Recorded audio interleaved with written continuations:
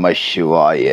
நேயர்கள் எல்லாருக்கும் வணக்கம். இந்த வீடியோவில் 2024 வருடத்தோட கடைசி மாசமான டிசம்பர் மாச ராசி பலன் அப்படிங்கிறது தான் நம்ம பார்க்க போறோம். அதாவது குரோதி வருடம் கார்த்திகை மாசம் 16ஆம் தேதி ஞாயிற்றுக்கிழமை விருச்சிக லக்னத்துல பிரதமை திதியில இந்த டிசம்பர் மாசம் அப்படிங்கிறது பிறக்குது. இந்த மாசத்துக்கு உண்டான நவ கிரகங்களோட அமைப்பு ராசி மாற்றம் அப்படின்னு பாத்தீங்கன்னா, கிரகங்களோட ராஜா சூரியன் மாச தொடக்கத்துல விருச்சிக ராசியில இருக்காரு. 16ஆம் தேதி தனுசு ராசிக்கு போறாரு.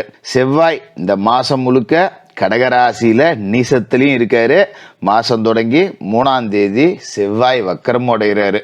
ரொம்ப முக்கியமான ஒரு அமைப்பு. இதை நம்ம ரொம்ப துல்லியமா பார்க்கணும். அது மாதிரி புதன் விருச்சிக ராசியில் இருக்காரு.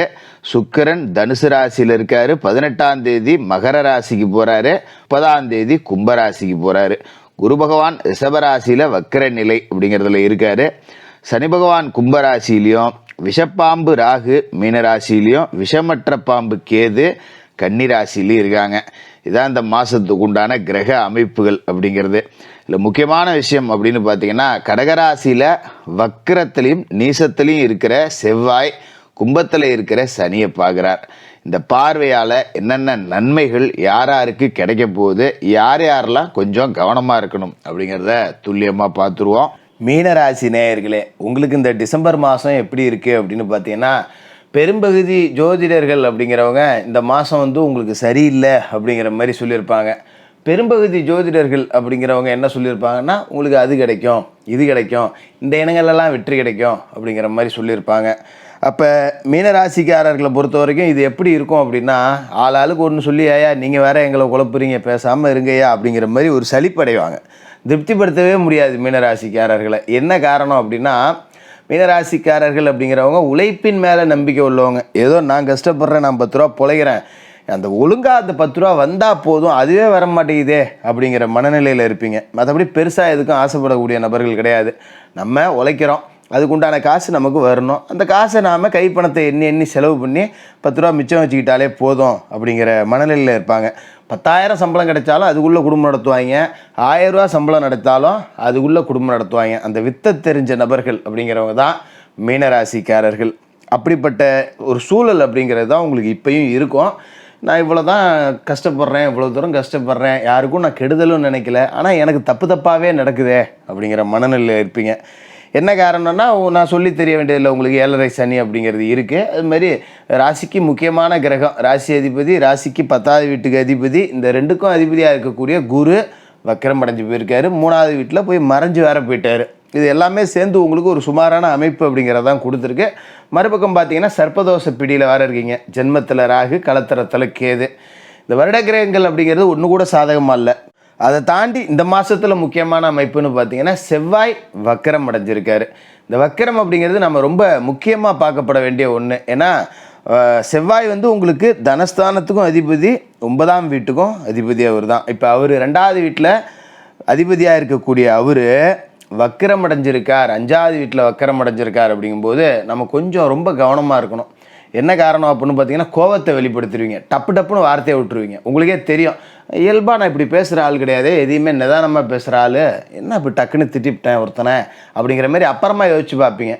ஆனால் அதால் பிரயோஜனம் கிடையாது. விட்ட வார்த்தை அப்படிங்கிறத நம்ம திருப்பி வாங்கவே முடியாது. அப்படிங்கிறப்ப கொஞ்சம் கோவத்தை கட்டுப்படுத்தணும். குறிப்பாக பார்த்தீங்கன்னா, எங்கேயோ இருக்கிற கோவத்தை பிள்ளைகிட்ட காட்டுவீங்க. வீட்டில் பிள்ளைகள்கிட்ட பாடுபடும் உங்ககிட்ட கிடந்து. ஆஃபீஸில் ஒரு பிரச்சனை, செய்தொழில் செய்யக்கூடிய இடத்துல ஒரு பிரச்சனை, வண்டியில் வந்துக்கிட்டு இருப்போம், எதிர்த்தாப்பில் ஒருத்தன் வருவான், அவன் கூட ஏதாவது ஒரு வாக்குவாதம், ஒழுங்காக வரமாட்டியா, போறியா வரியான்னு இந்த கடுப்பெல்லாம் கொண்டாந்து வீட்டில் காட்டுறது, ஊருக்கு இழிச்சுவா என் பிள்ளையார் கோயில் ஆண்டி தான் அப்படிங்கிற மாதிரி. அதனால் அதை கொஞ்சம் குறைச்சிங்க. அதுதான் இந்த காலகட்டத்தில் நல்லது. சரி ஜோசியரை, இப்படியே சொல்லிட்டுறீங்களே, நல்லது எதுவும் இல்லையா அப்படின்னு நீங்கள் கேட்கலாம். அதாவது உங்களோட ராசிக்கு செவ்வாய் வக்கரத்திலேயே இருந்தாலும் கூட, 5வது வீட்டில் வக்கரத்திலே இருந்தாலும் கூட, அவரோட பார்வைக்கு அப்படின்னு ஒரு பலன் இருக்குது. அவரோட பார்வை அப்படின்னு பார்த்தீங்கன்னா, உங்களோட ராசியை பொறுத்த வரைக்கும் 8, 11, 12 இந்த 3 வீட்டில் விழுது.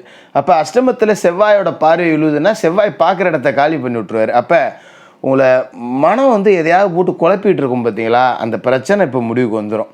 இந்த ஒரு விஷயத்துலேருந்து மீண்டு வந்துட்டேன்னா போதும்டா, இதில் மாட்டிக்கிட்டு பாடுபடுறேன், ஒருத்தன்ட்ட பணம் வாங்கி கொடுத்துட்டேன், அவன் நல்லா வாங்கினவன் நல்லா இருக்கான், இடையில ஜாமீன் போட்டு நான் பாடுபடுறேன், இது மாதிரி நமக்கு நம்பினவங்க எல்லாம் துரோகம் செய்கிறாங்க, இப்படி எதையாவது ஒன்று நினச்சிக்கிட்டு ராத்திரியில் படுத்துக்கிட்டு தூக்கம் இல்லாமல் புலம்பிகிட்டு இருக்கிறது, நடுராத்திரியில் எந்திரிச்சு உட்காந்துட்டு எதையாவது நோண்டி பார்க்கறது, இதாலேயே உடல் ரீதியான பிரச்சனையை வேறு உருவாக்கிக்கிறது. திடீர்னு பார்த்திங்கன்னா இந்த டென்ஷன் ப்ரெஷரால் கை கால் வலி, மாறு வலி, திடீர்னு நமக்கு ஏதோ ஆகிடுமோ அப்படிங்கிற பயம், ஒரு ஃபோன் எடுத்து அப்படியே நோண்டி பார்க்குறது, என்னடா நெஞ்ச வலிக்குது, மாரடைப்புக்கு அறிகுறி என்ன இருக்கா அப்படின்னு ஃபோனில் பார்த்தா அதில் இருக்கிற அறிகுறி பூரா நமக்கு இருக்கிற மாதிரியே தெரியும். ஐயோ அப்படின்னு இதால் வேறு மன உளைச்சல். இதெல்லாம் கொஞ்சம் தவிர்த்துருங்க. எது வந்தாலும் பார்த்துக்கலாம் அப்படிங்கிற மாதிரி இருந்தீங்கனாலே இந்த மாதம் அந்த பிரச்சனை அப்படிங்கிறது ராசிக்கு அஷ்டமத்தை பார்க்குற செவ்வாயால் அது சரி பண்ணப்படும். தூக்கமில்லாமல் தவித்த பல இரவுகள் இதோட முடிவுக்கு வரப்போகுது. இந்த டிசம்பர் மாதம் 3ஆம் தேதிக்கு பிறகு ரொம்ப நல்லாவே இருப்பீங்க. அது மாதிரி லாபஸ்தானத்தில் செவ்வாயோட பார்வை விழுது, விரயஸ்தானத்தில் செவ்வாயோட பார்வை விழுது. அப்போ ரெண்டும் பார்த்தீங்கன்னா ஒன்றுக்கு ஒன்று அதுக்கு அதுவே சரி கட்டிக்குது. இந்த பக்கம் காசு வரும், இந்த பக்கம் செலவாகிவிடும், 10 ரூபா மிச்சம் இருக்காது. அது மாதிரி திடீர்னு ஒரு செலவு வரும், என்னடா பண்ணுறது திடீர்னு வந்துருச்சே அப்படிங்கிறப்ப திடீர்னு பணமும் வரும். இப்போ நம்ம எவன்ட்டையும் 10 ரூபா கை கட்டி நிற்கணும்னு அவசியம் கிடையாது.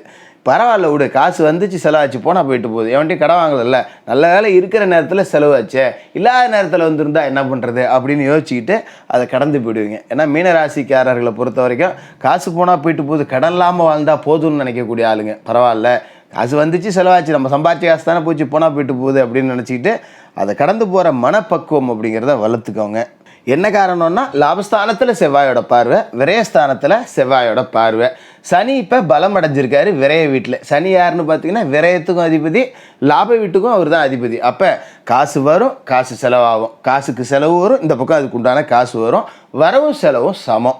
100 ரூபாயை கொண்டு போய் பீரோவில் வைக்கலான்னா வைக்கிறதுக்கு சாத்தியமே இல்லை. அப்போ தான் அங்கேருந்து புல்ல ஓடியாந்து எப்பா பிஸ்கெட் வேணும் வாங்கிட்டு வா, முட்டை வேணும் வாங்கிட்டு வா, ஏதாவது ஒன்று அந்த 100 ரூபாய்க்கு செலவு சொல்லும்.